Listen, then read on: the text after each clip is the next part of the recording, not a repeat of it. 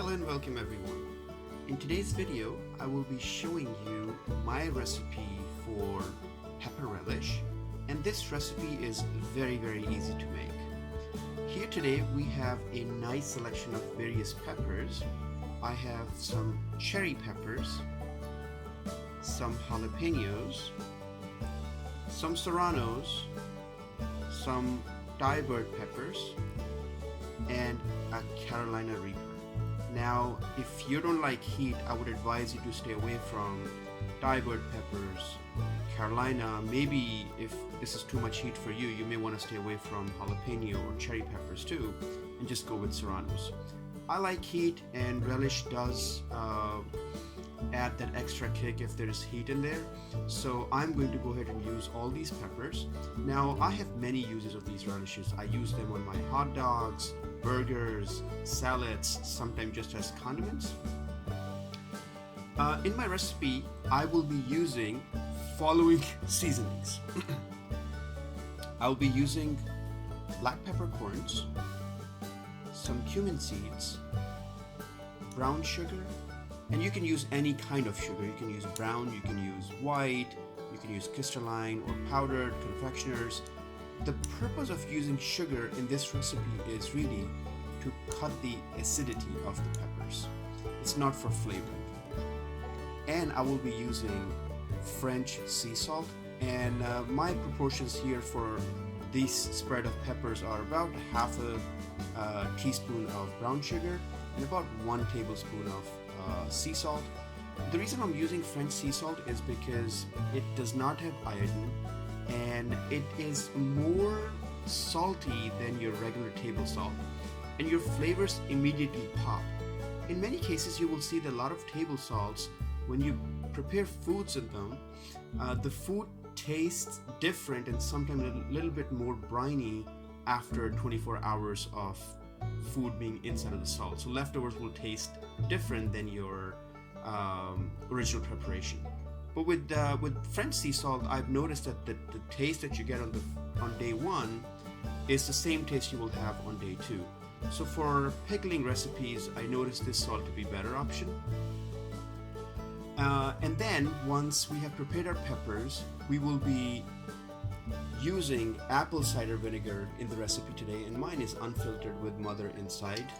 I like it. You can also use distilled white vinegar.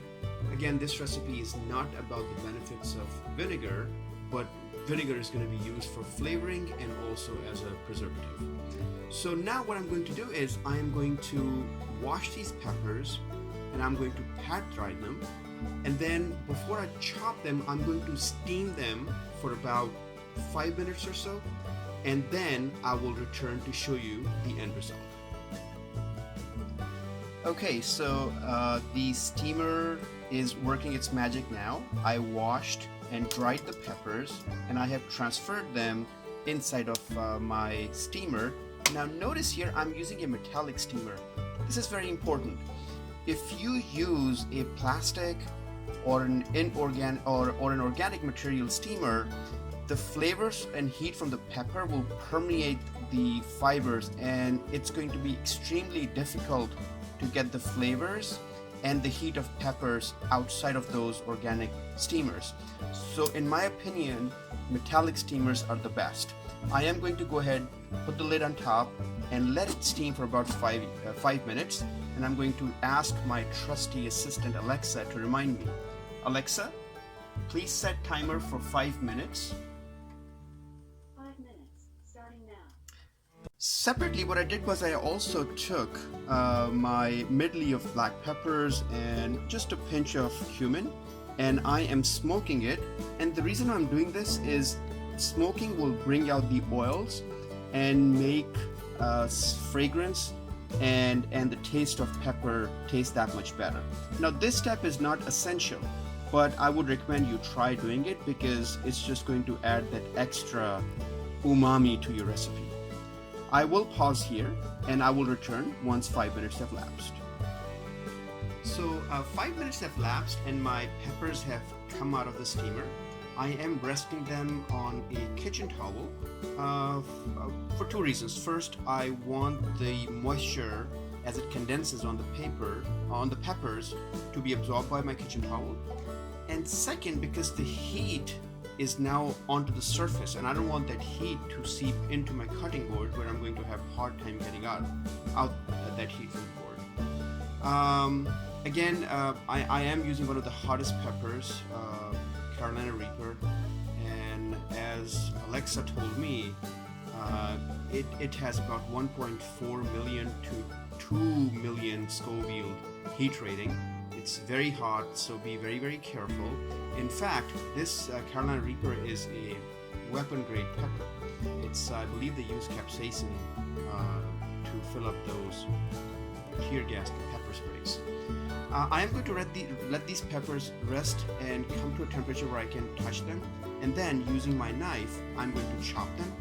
I am going to remove the crowns from the peppers, and I am going to keep the veins and the seeds inside because I like the heat. However, if you prefer to have a milder taste, then you can dissect the peppers and remove the veins and the seed and only chop the peppers. I also moved my roasted black pepper and cumin seeds into my mortar and pestle, and I'm going to grind them. And I will do so, and I will return and I will show you the end results.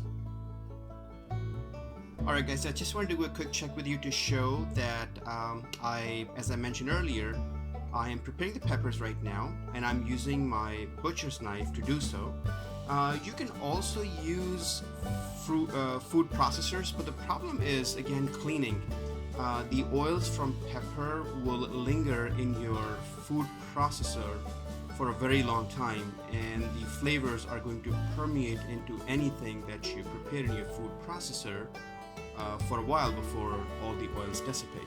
So I'm going to continue to do that. We are getting very, very near to our completion, and I will see you in a few minutes.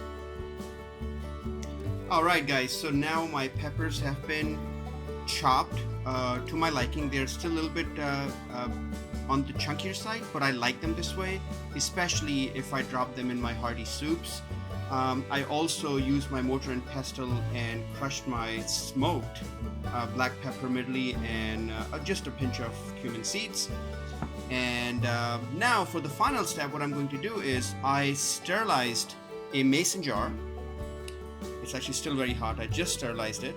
I am going to use my spoon to transfer these peppers into the jar, and then I will put my black peppers, my salt, and my brown sugar on top, and finally cover to the top with the apple cider vinegar, and that will complete our preparation. I will do so, and I will return to show you the end results. Alright, I very easily used my spoon and transferred all the peppers from the cutting board into my glass jar. You may have noticed that in the preparation of this recipe, I used mostly inert materials. I used glass or metals, except for my cutting board for chopping of peppers, because again, plastics and other organic materials will soak up all the oils from peppers, and it's going to be extremely difficult to get that heat and peppery taste out, and it's going to cross-contaminate anything that you prepare in those items. Again, I could have used food processor too to chop up peppers, but instead I opted for knife and cutting board for the reason that I know for a fact that I would not be able to clean the food processor even if I just pour milk in it in anticipation that lactic acid would neutralize capsaicin. Now I'm going to go ahead and fill the jar up with the apple cider vinegar. Again, my jar, before I actually placed my peppers into the jar, I sterilized it. I sterilized the jar, the cap, and the lid. Okay, and I'm going to pour the vinegar into it, which I think probably we can do in front of camera if I can get the right angles. I'm going to shake my apple cider vinegar. Remember, I mentioned my apple cider vinegar is organic and it's unfiltered. That means that it has mother in it, and the mother really is the seed or foundation of converting apple juice into vinegar. Okay, it's apparently there are a lot of health benefits of having apple cider vinegar with mother inside. All right, let's see if we can get a good angle. Nah, it's not good enough angle, but trust me, I'm pouring apple cider vinegar. I have black pepper, brown sugar, and salt on top. And the reason I have them on top is because when I pour apple cider vinegar, it will push them down to the base layers, covering every layer of pepper that I have before settling at the bottom. I'm kind of shaking it, and guys, that's about it. Now our pepper relish is prepared. Right now it's fresh. I am going to put the lid on and screw the cap on, and I'm going to put it in the fridge for about 24 hours. It will be enough time for osmosis to do its magic. The peppery flavors and the acid will react with each other. Some things will balance, some will enhance each other. You notice I use brown sugar. I know that our friends from Mexico, to cut the acid, often use carrots. And I think for this recipe, it would have been a great idea. I just don't have carrot with me, but you can, when you're preparing peppers, you can also dice up carrot for sweetness, which will do the same thing. Anyways, if you have any questions, comments, please write them in comment section. Let us know. And also, if you have a better recipe, I would love to hear yours. You can either message me or put in comment section and we can discuss.